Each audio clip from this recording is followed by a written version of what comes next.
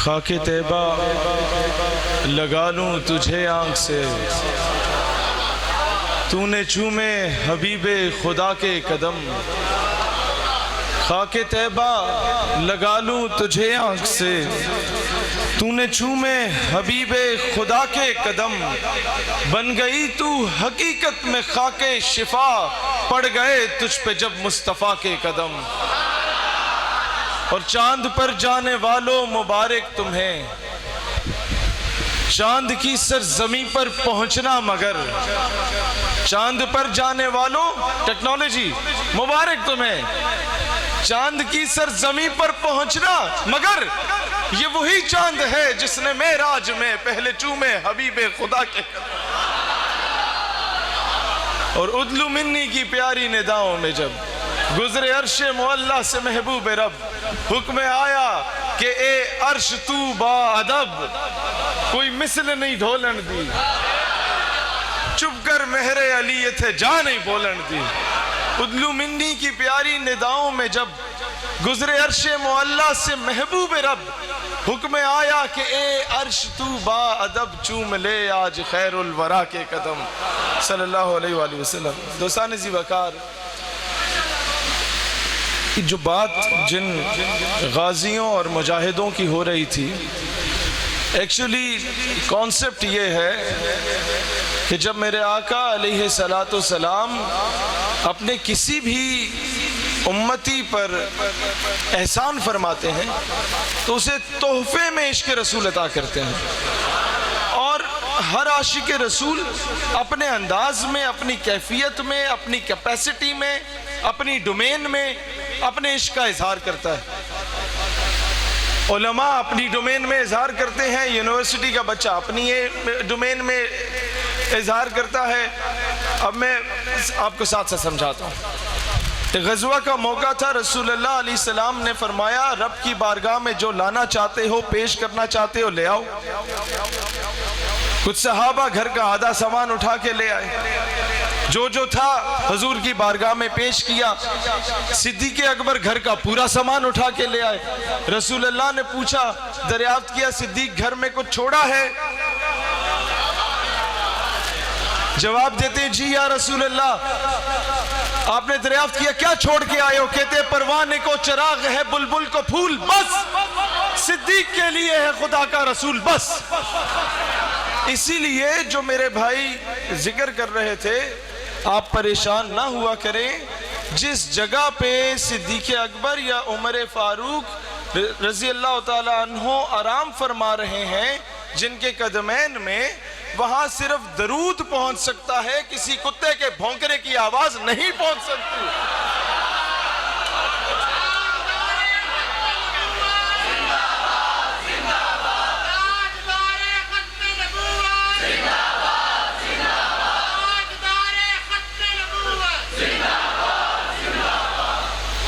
پھر کیا ہوا؟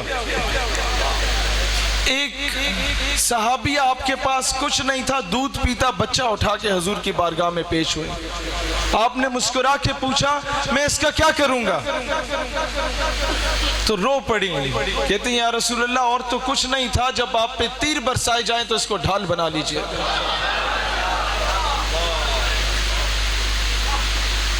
اندازہ کریں، ایک جگہ سے رسول اللہ علیہ السلام گزر رہے تھے تو درخت کی ٹہنی تھی ذرا سا، اب میرے پاس وہ الفاظ نہیں ہے جھکنے کے مترادف، سر جھکا کے گزرے۔ بعد میں درخت موجود نہیں تھا، صحابہ جب بھی گزرتے اس موقع سے سر کو جھکا کے گزرتے۔ حضرت عباس حضور کے چچا، ان سے کسی نے پوچھ لیا کہ شرارتاً بڑے آپ ہیں یا رسول اللہ؟ ادب کی انتہا دیکھو، کہتے ہیں بڑے تو وہی ہیں، بس میں پیدا پہلے ہو گیا تھا۔ تو ادب کی انتہا یہ اسلام ہے۔ اب یہ بات اٹل ہے کہ محمد کی محبت دین حق کی شرط اول ہے، اسی میں ہو اگر خامی تو سب کچھ نامکمل ہے۔ میں مدعے پہ آؤں گا، اور صحیح فرمایا مولانا ظفر علی خان رحمت اللہ علیہ نے، کہ نماز اچھی، روزہ اچھا، حج اچھا، زکوٰۃ اچھی، everything is fine، باوجود اس کے میں مسلمان ہو نہیں سکتا۔ بھئی کیا چیز حد لگ گئی ہے؟ نہ جب تک کٹ مروں میں کھا جائے بتا کی حرمت پہ، خدا شاہد کامل میرا ایمان ہو نہیں سکتا۔ یعنی کہ نماز دن میں 5 مرتبہ فرض کی گئی ہے، ناموس رسالت پہ پہرا دینا ہر سانس کے ساتھ فرض کیا گیا ہے۔ اب ایک ٹیکنیکلی چیز سمجھانا چاہوں گا، میڈیا پہ آ کے ایک سوال کیا جاتا ہے کہ ریاست کو کس نے اختیار دیا کسی کو غیر مسلم اقلیت یا فتنہ ڈکلیئر کرے؟ تو بہت سمپل سا جواب ہے، وہاں پر کئی ایسے بڑے بڑے لوگ خاموش ہو گئے تھے۔ آپ بتاتے حمزہ علی عباسی صاحب کو کہ ریاست کو صدیق اکبر نے اختیار دیا تھا اور سرکوبی تک کا اختیار دیا تھا۔ اب آتے ہیں ہمیں یہ درس کس نے دیا؟ ہم جب کالجز میں یونیورسٹیز میں جاتے ہیں تو ایک بڑا مشکل ہمارے لیے حالات ہوتے ہیں شروع میں کہ جناب یہ آپ کس طرح کی باتیں کر رہے ہیں، یہ تعلیمی ادارہ ہے، ذرا ماڈرن ایرا کی آ کے بات کریں۔ میں نے کہا چلو آپ کو پینٹ شرٹ والی بات بتا دیتا ہوں، ہمیں تو یہ درس قائد اعظم نے دیا تھا۔ غازی علم الدین کا کیس کس نے لڑا؟ ہمیں تو یہ درس علامہ اقبال نے دیا تھا۔ غازی علم الدین ڈیفنس کمیٹی کس نے بنائی؟ بھئی بات ہی مک جاتی ہے۔ حضرت قائد اعظم محمد علی جناح رحمت اللہ علیہ جب جا کے کہتے ہیں کہ علم الدین تم ایک مرتبہ کہہ دو کہ جب تم نے گستاخ کو قتل کیا تو تم ہوش میں نہیں تھے، تو میں یہ قانونی اعتبار سے تمہیں رہا کروا سکتا ہوں۔ اب ادب اور عشق کی انتہا دیکھیے، جواب دیتے ہیں جناب والا زندگی چے پہلا کم کیتا ہے جڑا ہوش اچ رہ کے کیتا ہے۔ پھر کمرہ عدالت میں جاتے ہیں تو جج تو انگریز تھا، خود کو مسلمان نہیں کہتا تھا، ثاقب نثار کی طرح ڈرامے باز نہیں تھا کہ پہلے داتا دربار پہ جا کے چادر چڑھائے پھر جا کے آسیہ کو بھگا دے، نہیں، ڈرامے باز نہیں تھا، سٹریٹ فارورڈ تھا، کافر تھا، خود کو مانتا تھا کافر تھا۔ اس نے کہا کہ علم الدین تم نے گستاخ کو قتل کر کے قانون ہاتھ میں لیا، تم نے توہین عدالت کی ہے۔ علم الدین نے بھی وہی چپیڑ ڈک کے دی کہ جج صاحب جب آپ توہین عدالت برداشت نہیں کر سکتے تو مسلمان توہین رسالت کیسے برداشت کر سکتے؟ آج بھی ہم یہی مطالبہ کرتے ہیں کہ جب ایک وزیر کے خلاف بات کرنے سے راتوں رات بندہ غائب ہو سکتا ہے، وزیر اعظم پہ تبرہ کرنے سے راتوں رات بندہ غائب ہو سکتا ہے، کسی جرنیل کے خلاف بولنے پہ سافٹ ویئر اپڈیٹ ہو سکتا ہے، تو گستاخ رسول کا سافٹ ویئر کیوں نہیں اپڈیٹ ہو سکتا بھائی جان؟ کیا ان کی عزت نعوذ باللہ زیادہ امپورٹنٹ ہے؟ ہماری تو بنیاد ہی غازی علم الدین کی پھانسی کے بعد رکھی گئی۔ اس کے بعد مسلمانوں نے بر صغیر نے فیصلہ کیا کہ نہیں رہ سکتے ایسے ملک میں جہاں حضور کی عزت کی بات نہ کی جا سکے، ان کی حرمت پہ پہرا نہ دیا جا سکے، ایسی غلامیوں میں نہیں رہ سکتے۔ تو کیا فائدہ اس 14 اگست منانے کا جب ہم لوگ یہ پریکٹیکلی اس نظریے کو ڈیفینڈ ہی نہ کر پائیں جس نظریے پہ پاکستان بنا؟ اور آج جو ویسٹرنائزڈ کلچر کو آئیڈیلائز کرنے کی کوشش کی جا رہی ہے، جب تک کوئی آ کے انگریزی میں آپ کے سامنے بکواس نہ کرے آپ اسے پڑھا لکھا بندہ ہی نہیں سمجھتے۔ اقبال رحمت اللہ علیہ بار بار مجھے بتائیں نا، جب تک یہ سی وی بنا کے آپ نوکری کے لیے، یہ یونیورسٹی کالج کے بھی بچے بیٹھے ہیں کوئی، آپ لوگوں نے نوکریوں کے لیے سب نے اپلائی کیا ہوگا، جب تک سی وی لے کے کسی کے دفتر میں نہ جاؤ وہ نوکری دیتا ہے؟ اپلائی کرتے ہو نا، پھر ثابت کرتے ہو کہ میں آپ کا سب سے اچھا غلام ثابت ہو سکتا ہوں، مجھے یہ بھی آتا ہے، یہ بھی آتا ہے، یہ بھی آتا ہے، بوٹ بھی پالش کر لیتا ہوں، گاڑی پہ بھی کپڑا مار لیتا ہوں، مجھے غلام بنا لیجئے۔ اسی طرح اقبال یہی تو روتے رہے، یورپ کی غلامی پہ رضامند ہوا تو، مجھ کو گلا تجھ سے ہے یورپ سے نہیں ہے۔ اس بات کو سمجھیں، انگریزوں کے کتے کس نے لائے تھے، ان کے حقے کس نے بھرے تھے، ان کی میم صاحب کے سامنے دستار اور داڑھی رکھ کے اس کی توہین کس نے کی تھی کہ نظر نہیں اٹھاتے تھے، چائے پیش کرتے تھے؟ آج ان کی اولادیں نواب اور وڈیرے بن گئے، ہم پہ مسلط ہیں، اور جب یہ نوابیں اور وڈیریاں ختم ہو گئی تو میں نام نہیں لوں گا، لوگ ناراض ہوتے ہیں، پھر گدیاں بانٹی گئی، 20-20 روپے پہ ایک ایک مجاہد کو شہید کرنے والے کو اتنی بڑی بڑی عظیم اور برگزیدہ شخصیات کا گدی نشین بنا دیا گیا، اور ساری زندگی وہ چندہ بٹورتے رہے ان ہستیوں کے نام پہ، اور آج بڑی بڑی وزارتوں پہ بھی بیٹھے ہوئے ہیں۔ ڈاکٹر عافیہ کی والدہ مجھے کہتی ہے اور بہن کہتی ہے کہ جب میں اس نام نہاد وزیر کے جو خود کو شاہ کہتا ہے اس کے دفتر میں گئی تو اس نے کہا دوبارہ نہ آنا ادھر۔ او بھائی جان، بیٹیاں بیچنے والے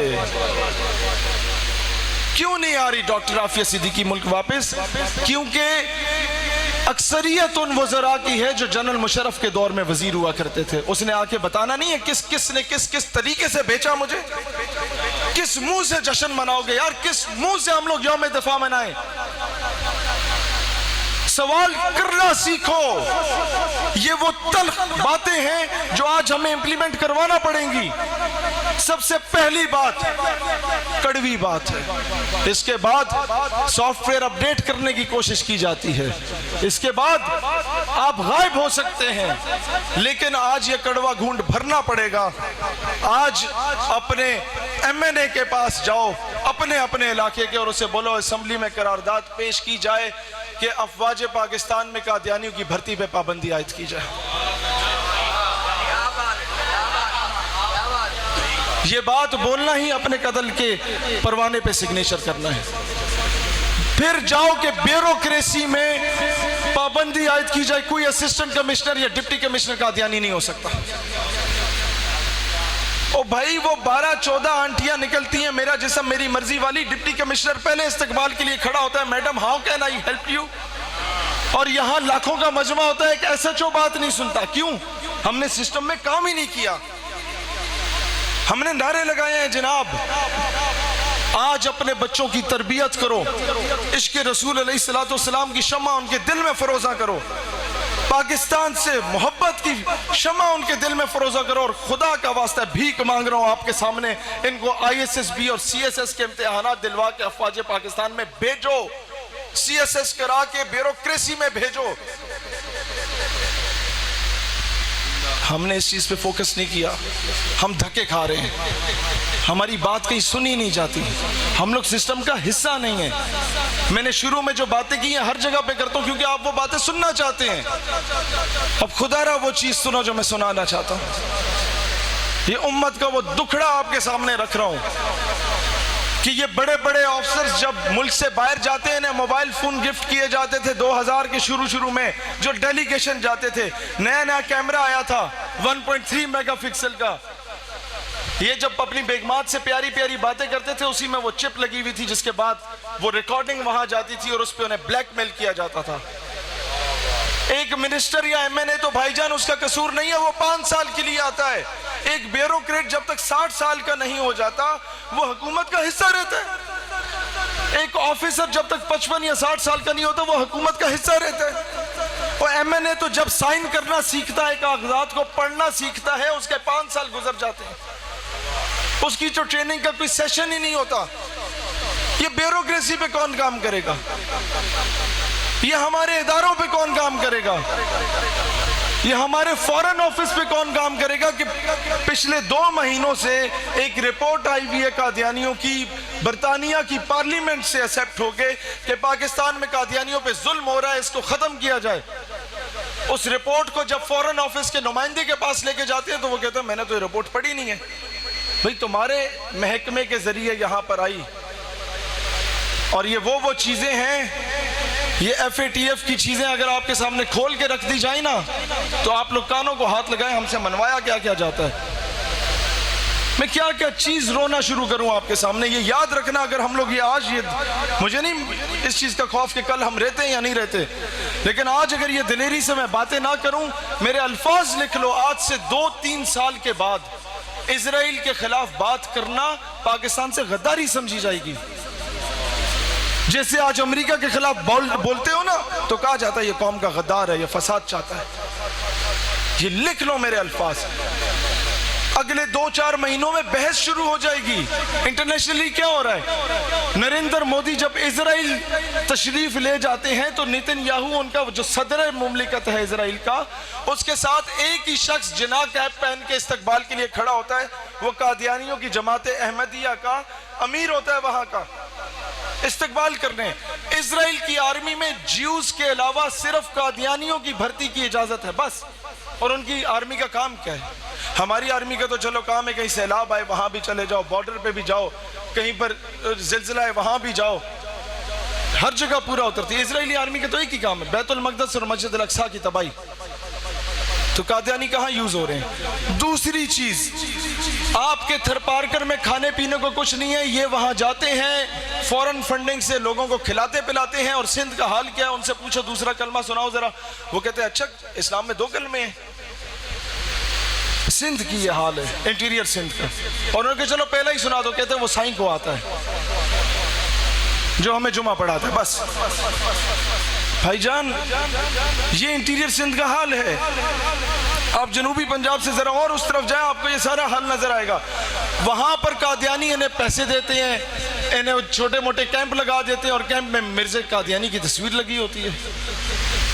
اب جنہیں پتہ ہی کچھ نہیں ہے وہ تو کہیں گے یار یہ تو بڑا اچھا آدمی ہے، ہم نے اس فیلڈ میں کام نہیں کیا. سیریا میں امریکہ اور رشیا مل کے بمباری کرتے ہیں. ایک گروہ کو امریکہ اسلحہ دیتا ہے، دوسرے مسلمانوں کے گروہ کو رشیا اسلحہ دیتا ہے، دونوں ایک دوسرے کو مارتے ہیں. اور جب ان کے کیمپس لگتے ہیں نا بعد میں کہ جی انہیں اقوام متحدہ کے کیمپس میں رکھا جائے تو ان کیمپوں میں مرزا قادیانی کی تصویر ہوتی ہے. اس کا جو وہ خلیفہ سو کالڈ ہے چیلا، وہ جا کے فیتا کاٹتا ہے. اب انہیں تو نہیں پتا یہ بندہ کون ہے، برے صغیر سے باہر ایک عام مسلمان کو تو نہیں پتا. اس طریقے سے انٹرنیشنل پوائنٹ آف ویو سے ان لوگوں کی سازشیں چل رہی ہیں. ہم لوگ خاموش ہیں. ہم لوگ اپنے ماضی پہ تو اترا رہے ہیں کہ ہاں تھے ہم ہی ایک تیرے مارکا راہوں میں، خشکیوں میں کبھی لڑتے کبھی دریاؤں میں، دی اذانیں کبھی یورپ کے کلیساؤں میں، کبھی افریقہ کے تپتے ہوئے صحراؤں میں. شان آنکھوں میں نہ جچتی تھی جہاں داروں کی، کلمہ پڑھتے تھے ہم ہی چھاؤں میں تلواروں کی. اور تجھ سے سرکش ہوا کوئی تو بگڑ جاتے تھے، دیکھ کیا چیز ہے ہم توپ سے لڑ جاتے تھے. نقش توحید کا ہر دل پہ بٹھایا ہم نے، زیر خنجر بھی یہ پیغام سنایا ہم نے. اور تجھ کو معلوم ہے لیتا تھا کوئی نام تیرا، قوت بازو مسلم نے کیا کام تیرا. لیکن جواب شکوہ تھپڑ رسید ہوتا ہے ہم لوگوں کو. اچھا میرے قرآن کو سینوں سے لگایا کس نے، میرے کعبے کو جبینوں سے بسایا کس نے، نو انسان کو غلامی سے چھڑایا کس نے. تھے تو آبا، تھے تو باپ دادا، فور فادرز، تھے تو آبا وہ تمہارے ہی، مگر یہ تھے تو آبا وہ تمہاری ہی مگر تم کیا ہو. ہاتھ پہ ہاتھ دھرے منتظر فردہ ہو کہ باہر سے 600 میل دور سے کوئی محمد بن قاسم آئے گا، عافیہ صدیقی کو لے آئے گا. ہمارا وزیر اعظم تو بڑا ہینڈسم ہے، اس سے تقریریں کروا لو. میں نے بار بار ریکویسٹ کی کہ آدھا گھنٹہ آپ کے جمعے کے احتجاج جو کہتا ہے کھڑے ہو کے ہم احتجاج کریں گے ہر جمعے کو کشمیر کی آزادی کے لیے. سنا تھا نا آپ لوگوں نے. میں نے کہا اگر نہیں آزاد ہوتا تو آدھا گھنٹہ بیٹھ کے احتجاج کر لو، نہ ہوا تو آدھا گھنٹہ لیٹ کے احتجاج کر لو. پھر بھی کشمیر آزاد نہ ہوا تو آدھا گھنٹہ کسی دن نکال لینا جس دن امت کے سامنے مرغا بن جانا کہ آپ غزنوی کے وارث نہیں رہے. بیچ کر تلواریں خرید لیے مسلح ہم نے. مرزا قادیانی کا سب سے بڑی کامیابی یہ تھی کہ اسے لانچ کیا گیا تھا جہاد کی روح کو ختم کرنے کے لیے. آج ہم لوگ خود کہتے ہیں کہ جناب ہم تو یہ بارود اور بندوق سے بڑی نفرت کرتے ہیں. بھائی جان ٹٹکے بچے ہیں اسرائیل والوں کے اور بندوق پکڑنا لازم ہے.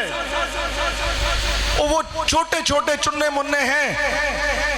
ہر یہودی پہ لازم ہے کہ ملٹری ٹریننگ لے اسرائیل میں جا کے. وہ کہتے ہیں ہمارے سروائیول کے لیے، ہمارے بچاؤ کے لیے لازمی ہے. اور مسلمان کو کہا جاتا ہے کہ پانی کی پستول بھی پکڑو گے تو دہشت گرد. پھر بیت المقدس کس نے رہا کر کے دینا جناب آپ کو؟ پھر کشمیر کس نے آزاد کر کے دینا آپ کو؟ جو کشمیر کے جہاد کے لیے جائے وہ دہشت گرد، جو ان کے حق میں بولے وہ دہشت گرد، جو مولوی صاحب جہاد پہ تقریر کرے اگلے دن غائب۔ ان سازشوں کو ختم کرنا ہوگا۔ جو 84 سے 90 کے درمیان اس نے کتابیں لکھی وہ تو اس کے نام سے شائع تھیں۔ جہاد پہ تو جو لٹریچر لکھا گیا وہ مختلف ناموں سے مختلف درسگاہوں میں بھیجا گیا، اور اس میں یہی ہوتا ہے کہ جہاد میں نفس کرو، خود کو بہتر کرو، بہت اچھا جہاد ہے، باقی کوئی نہیں ہے۔ باقی سلطنت برطانیہ، اس کے خلاف جہاد کرنا حرام ہو گیا۔ آج یہی وجہ ہے کہ اس کا نیریٹو اس طریقے سے ہمارے میڈیا پہ آ گیا مرزا قادیانی کا، کہ آپ ڈاکٹر عافیہ صدیقی کی بات کریں تو آپ سے سوال کیا جاتا ہے کہ تم تو تہجد گزار نہیں ہو، پہلے تہجد پڑھنا شروع کرو، پھر خود کو بہتر کرو، پھر عافیہ صدیقی کی بات کرو۔ بندہ پوچھے تمہاری بہن کو کوئی اغوا کر کے لے جائے، پہلے کوئی 40 دن تبلیغی دوروں پہ جاؤ گے، پھر جا کے بہن کو لاؤ گے؟ نادا گر گئے سجدے میں جب وقت قیام آیا۔ دوستان ذی وقار، آج قادیانیت کا کاؤنٹر نیریٹو جہاں پہ تاجدار ختم نبوت زندہ باد کا نعرہ ہے، وہیں پہ دوسرا کاؤنٹر نیریٹو سبیلنا سبیلنا الجہاد الجہاد کی صدا ہے، جو ہر گلی محلے سے گونجنی چاہیے۔ اور یاد رکھنا، ان پنکھوں کے نیچے 2-2.5 ہزار ہم خیالوں کے درمیان یہ نعرہ لگانا ضرور مغرب کو آگ لگے گی، لیکن اصل آگ تب لگے گی جب پینٹ کوٹ اور ٹائی پہننے والا نوجوان کالج یونیورسٹی سے نکلتے ہوئے یہ صدا بلند کر رہا ہوگا۔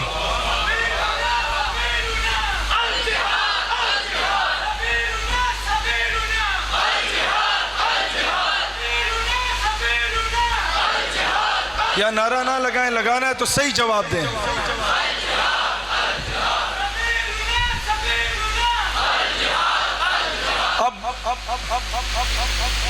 دیکھیں، مستقبل کا انجینئر کہاں سے نکلتا ہے؟ یونیورسٹی کالج سے، ڈاکٹر یونیورسٹی کالج سے، آرمی آفیسر یونیورسٹی کالج سے، اچھا وکیل یونیورسٹی کالج سے۔ ادھر ہم نے کیا کام کیا؟ کچھ بھی نہیں کیا۔ آپ جو یونیورسٹی کے اسٹوڈنٹس ہیں وہ ڈرتے ہیں کہ پرنسپل کے پاس جائیں گے کہ ختم نبوت کی کانفرنس کی اجازت دے دو۔ بھائی جان، آپ کو میں کلیہ بتا دیتا ہوں کانفرنس کرانے کا۔ جاؤ اپلیکیشن لکھ کے کہ پرنسپل صاحب یا وائس چانسلر صاحب، ختم نبوت اور نظریہ پاکستان کے دفاع میں ہم نے ایک سیمینار کرانا ہے، ہمیں اجازت دیجیے۔ اور جب وہ یہ بولے کہ آپ کو اجازت نہیں ہے تو آپ انہیں صرف یہ بولو، سر کائنڈلی اگر یہ آپ ہمیں لکھ کے دے دیں اور اپنے سگنیچر سے دے دیں، پھر آپ نے وہ چیز میرے پاس لانی ہے، اس کا باپ بھی کرا کے دے گا آپ کو۔ ٹیکنیکل سٹیپ ہے، اسے بولے آپ لکھ کے دے دینا کہ میں نے ختم نبوت کی کانفرنس نہیں کرا کے دینی، وہ مر جائے گا، نہیں لکھے گا۔ خباثت یہ ہے کہ یہ حضرت ایک بہت امپورٹنٹ چیز ہے۔ جب یہ قانون پاس کیا گیا قادیانیوں کو کافر قرار دینے کا، تو ہوا کیا کہ مختلف اداروں اور محکموں میں ظاہر نظریاتی آفیسرز موجود ہوتے ہیں، تو قادیانیوں کا ایک اسپیسیفک رینک سے اوپر جانے پہ پابندی لگا دی۔ پابندی ان سینس کہ انڈائریکٹلی انہیں اوپر بھیجا ہی نہیں جاتا، بس چھوٹے موٹے رینک سے کر کے ریٹائر، کیونکہ انہیں پتہ یہ نیشنل سیکیورٹی تھریٹ ہے، یہ ملک کے راز بیچتے ہیں، یہ ملک سے غداری کرتے ہیں، اور دنیا کو بتانے کے لیے کہ ہم تو مائنورٹی کا خیال رکھ رہے ہیں، انہیں بھیجنا پڑتا نہیں تو یہ شکایتیں لگاتے ہیں۔ 1980 اور 1990 کی دہائی میں ربوہ سے لیٹر نکلا کہ آپ کے لیے لازمی نہیں ہے کہ خود کو قادیانی ڈکلیئر کریں، آپ خود کو مختلف مکاتب فکر کا بندہ ڈکلیئر کر کے آپ اداروں میں گھسیں۔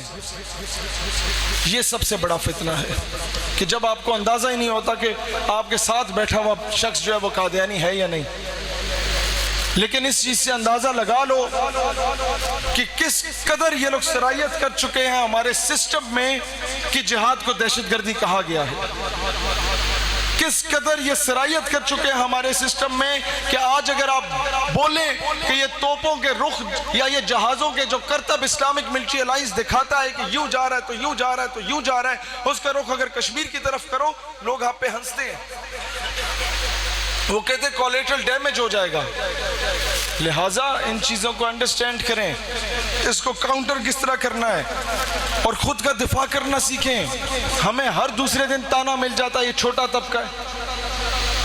یہ وہ طبقہ ہے کہ مولانا عبدالستار خان نیازی رحمت اللہ علیہ جب جنرل ضیاء مرحوم کے اے ڈی سی آئے تو انہوں نے کہا نیازی صاحب بس اب تحریکوں میں بہت زیادہ آپ چل رہے ہیں، مہربانی فرمائیں ذرا کنٹرول کریں۔ آپ مسکرائے تو اس نے غصے میں آگے کہا نیازی صاحب you don't know، تینوں پتہ نہیں ہے، I am in uniform، we are running the state and you are under the state، میں وردی میں ہوں، میں ریاست چلا رہا ہوں اور تم ریاست کے ماتحت ہو۔ نیازی صاحب نے مسکرا کے جواب دیا بیٹا I was in uniform when you were in liquid state، میں نے تب پاکستان کا علم اٹھا کے بن کے رہے گا پاکستان کے نعرے لگائے جب تم پیدا بھی نہیں ہوئے تھے۔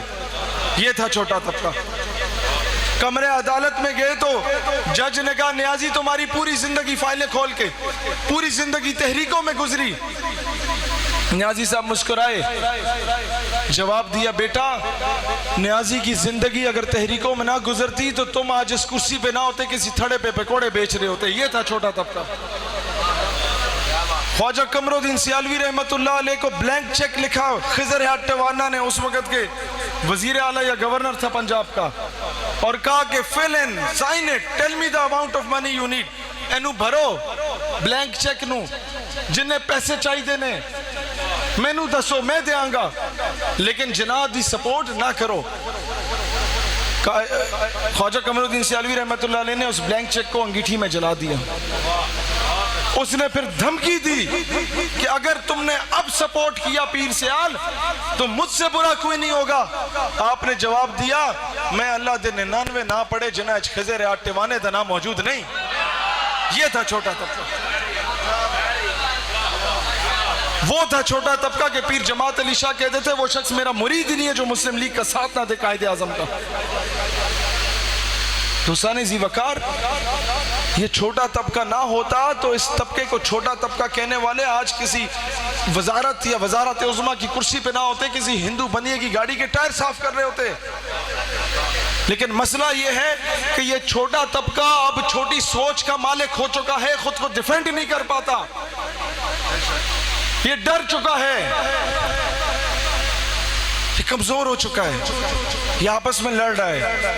میں ایک ٹیکنیکل بات ان 3-4 صفوں کے لیے، ہمارے بزرگ ہیں، ایک شخصیت سے ہمارے ایک دوست نے پوچھا کہ ہم میں اتحاد کیوں نہیں ہے، تو جواب ملا کہ اتحاد اس لیے نہیں ہے کہ ہم میں سے سب کو جو سب سے چھوٹا عہدہ چاہیے وہ مرکزی صدر کا ہے، لہٰذا کوئی ایسی تنظیم بنا دی جائے جس میں سارے مرکزی صدر ہوں، شاید اتحاد ہو جائے، اور کوئی مسئلہ نہیں ہے، خدا کی قسم کوئی مسئلہ نہیں، اتحاد بالکل یقینی ہے، اور اگر نہیں کرنا ہوا تو صرف اتنی سی باتوں پہ نہیں ہوگا۔ لہٰذا بڑے پن کا مظاہرہ کریں، کہیں پر اگر اسلام کے دفاع کے لیے اپنے کسی معزز دوسری تنظیم کے بندے کے آگے جھکنا بھی پڑے جھک جائیں، اپنی انا کو ٹھیس پہنچا دیں، کیونکہ ہماری انا پھر بیچ میں آنی ہی نہیں چاہیے جب معاملہ ختم نبوت اور ناموس رسالت کا ہو۔ یہ بات ذہن میں رکھیں۔ میں اینڈ پہ ایک بات بتانا چاہوں گا، میری پہلی ملاقات جب بدیع الزمان بھٹی صاحب سے ہوئی تو اس وقت ہم لوگ جڑاں والا ایک گاؤں ہے گنگا پور، وہاں پر ایک شخص جو مجھے ریسیو کر کے اڈے سے لے کے گیا تھا، اس نے مجھے سٹوری سنائی کہ میں یہ جو ٹھیکے ہوتے تھے کنٹرول شیڈ کے، پولٹری فارم والے، مرغی خانے کے، کہتا وہ ٹھیکے لیتا تھا اور گزارا مشکل سے ہوتا تھا۔ ہمارے علاقے میں قادیانی بہت تھے اور مسلمانوں کا آنا جانا بہت تھا، ان کے ساتھ فوتگی ہوتی تو وہ کھانا راشن پانی بھجوا دیتے، ٹینٹ وغیرہ کا انتظام کرتے، کیٹرنگ کا۔ تو کہتا ہے کہ میں نے کہا کہ ان سے بائیک آؤٹ کرو جب میں ختم نبوت کی تحریکوں کے ساتھ مل گیا، تو میرے والد صاحب میرے خلاف ہو گئے۔ وہ کہتا ہے میں نے اپنے والد صاحب کو کہا کہ اگر میں تھوڑا سا امیر ہو جاؤں تو تب آپ چھوڑ دیں گے؟ نہیں، کہتا چھوڑ دوں گا۔ اب ماشاءاللہ اس کے 3-4 کنٹرول شیڈ بھی ہیں، اس نے کام کیا جیسے تیسے، اللہ نے اس کی کرم نوازی فرمائی اس پہ، گاڑی بھی ایک دو اچھی ہیں 4-5 سال کے شارٹ ٹائم میں. لیکن وہ کہتے ہیں ایک واقعہ میرے ساتھ ہوا کہ جڑاں والا سے میں نے فیصل آباد کی ہائیسٹ پہ بیٹھنا تھا, ٹکٹ لے لیا تھا, لیکن ابھی 5-7 سواریاں رہتی تھی تو میں باہر کھڑا ہو گیا کہ اندر حبس تھی, جب سواریاں پوری ہوں گی تو چلا جاؤں گا. کہتا ہے ایک شدولہ آتا ہے اور وہ کہتا ہے مجھے تمہاری کپڑے چاہیے. میں نے کہا یار یہ 10 روپے لے لو. کہتا نہیں میں نے تمہارے کپڑے چاہیے نے. کہتا ہے اس بحث میں وہ نا سواریاں بھر گئیں. کہتا ہے پھر اس نے بار بار مجھے فورس کیا کہ مجھے تمہارے کپڑے چاہیے. میں اسے 100 روپے دینے کو تیار تھا. کہتا ہے کنڈکٹر مجھ سے بدتمیزی کرنے لگ گیا اتنے میں کہ جانا ہے کہ نہیں جانا. کہتا ہے وہ شدولہ مجھے چھوڑے نہیں. کہتا ہے کہ اتنے میں کنڈکٹر کو کہا دفع ہو جاؤ, اور شدولے کو میں ابھی کچھ کہہ نہیں لگا تھا کہ ہائیسٹ چلی گئی.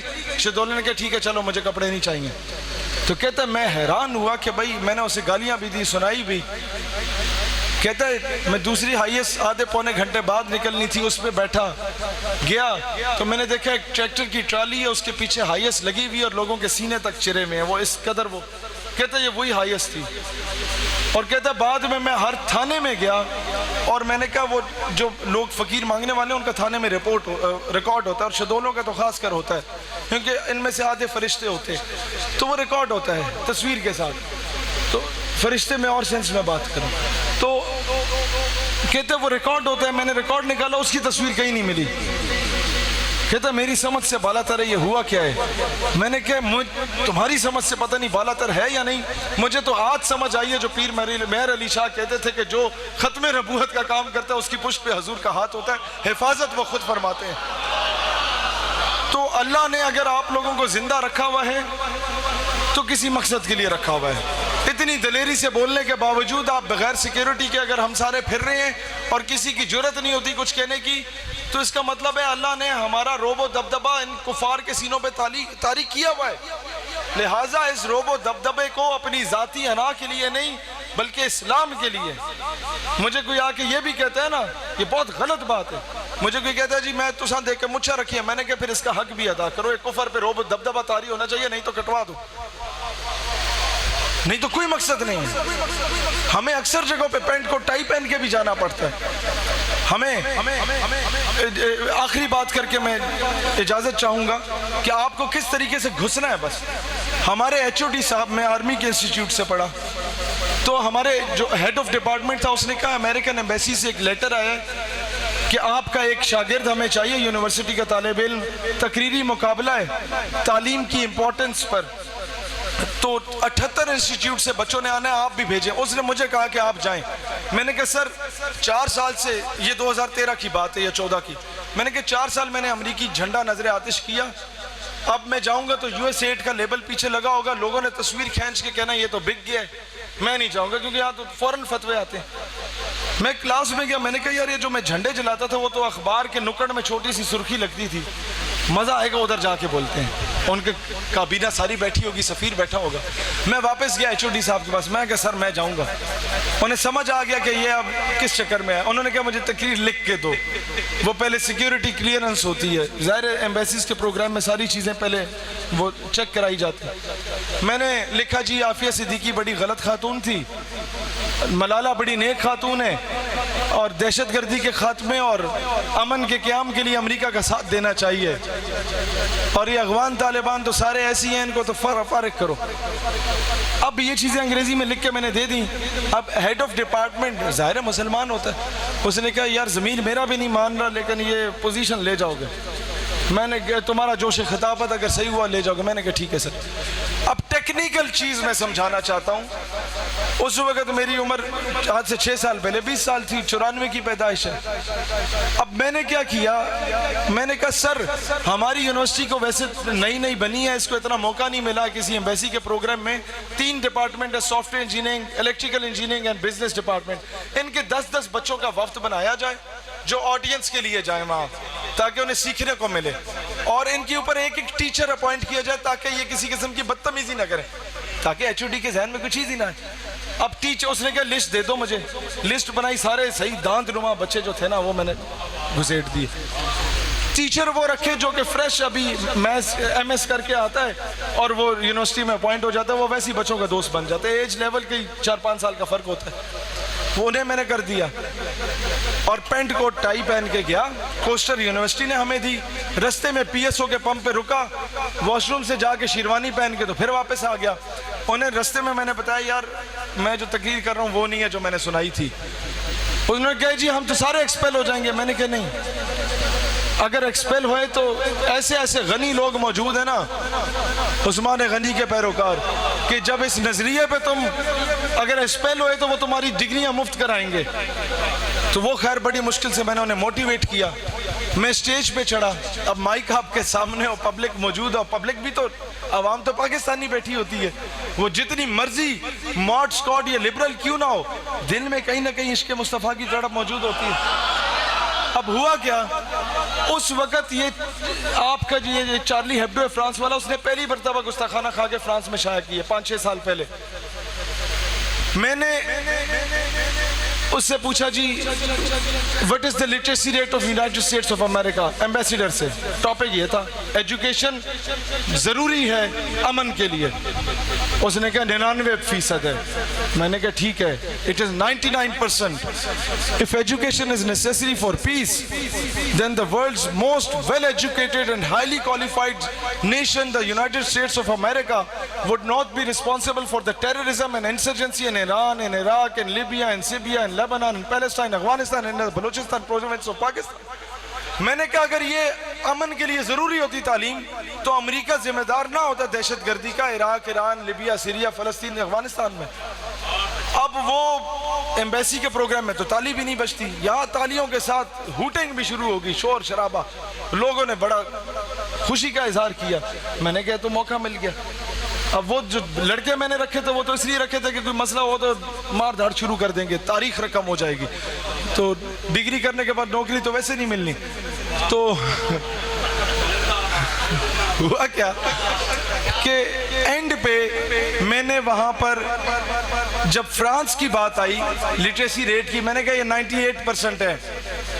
اور پھر میں نے چارلی ہیبڈو کا ذکر کیا کہ اس نے 1.5 ارب مسلمانوں کی دل آزاری کی. پھر حضرت, مجھے پتا تھا پوزیشن لینے تو میں آیا نہیں ہوں, میں نے اسے کہا ڈیئر ایکسیلنسی ایمبیسیڈر کو, let me to express the extent of my views in my national language because your English linguistic cannot absorb my emotions.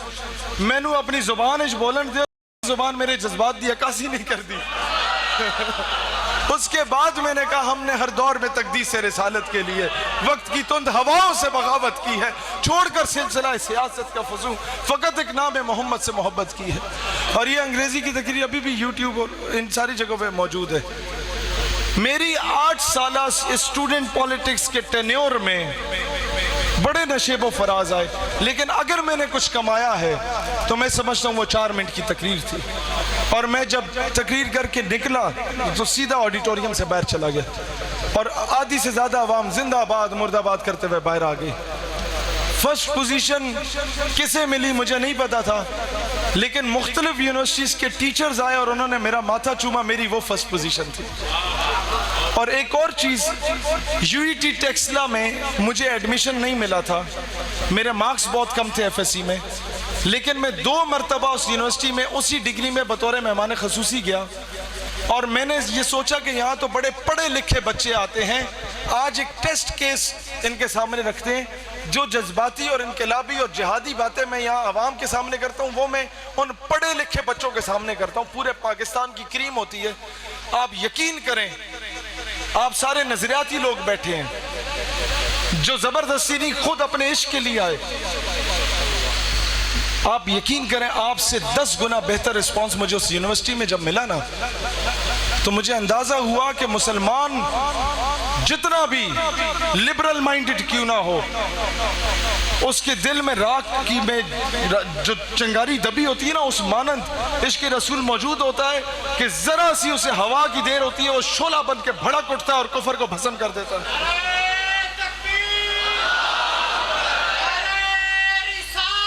اب یہ دیکھیں, یہ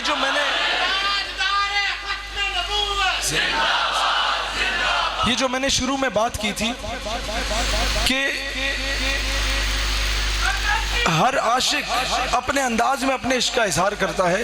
وہ کیسے ہے کہ ہر شعبے کا بندہ, آپ اندازہ کریں, کوئی میاں والی کی جیل میں جا کے اپنے عشق کا اظہار کرتا ہے, کوئی اڈیالہ جیل میں جا کے اپنے عشق کا اظہار کرتا ہے, کوئی یونیورسٹی کا اسٹوڈنٹ, آپ کی نیشنل ٹیکسٹائل یونیورسٹی فیصل آباد کا اسٹوڈنٹ, 2 بار میں نے خطاب کیا, وہ موڈ سکواڈ بچے اور بچیاں موجود تھے, ان کے سامنے میں نے خطاب کے شروع میں یہی کہا کہ میں اگر دوسری بار دوبارہ یہاں آ رہا ہوں تو یہی اعزاز اپنے دل میں لے کے آ رہا ہوں کہ اس ادارے میں آپ سے محو گفتگو ہوں جہاں سے غازی عامر چیمہ نے پڑھا تھا, اور اس کی کلاس میں نے وزٹ کی, وہ سارے آڈیٹوریم. تو ہر عاشق رسول, کسی نے 4 مہینے پہلے ناروے میں اپنے عشق کا اظہار کیا تھا, کسی نے 2 مہینے پہلے پشاور کے ہائی کورٹ میں اپنے عشق کا اظہار کیا.